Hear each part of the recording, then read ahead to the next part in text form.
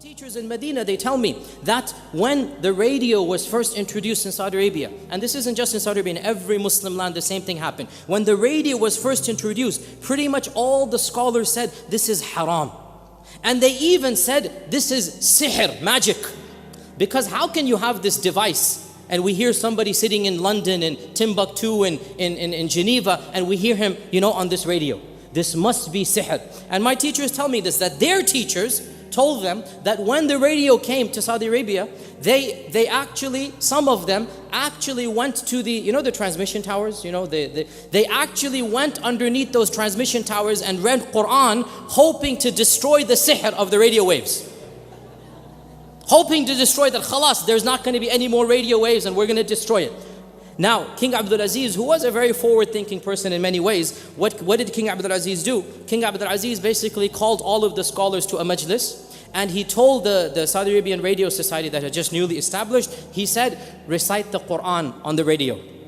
So for the first time, the scholars heard the radio, and they heard the Quran being recited on the radio, and they said, this cannot be sihr then, because if it's sihr then there cannot be Quran, and so they changed their mind about the radio. But guess what happened when TV was introduced?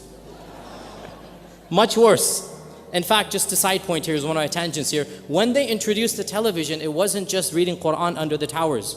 In 1966, the first television tower and broadcasting station of Riyadh, the first television station was stormed by fundamentalist fanatics, and they took it hostage, and they demanded that basically no more television be broadcast in Saudi Arabia. And again, just FYI, completely tangent here, but there was a member of the royal family, of the Al Saud family, in that tower, along with the fundamentalists. He was a very religious, overzealous person, and he was killed.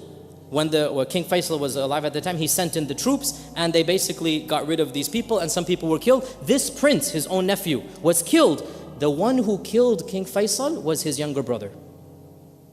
Somebody shot Faisal point blank range, that was his nephew. The one who shot King Faisal was the younger brother of the one who was killed in 1966, and so some say there was a motive of revenge.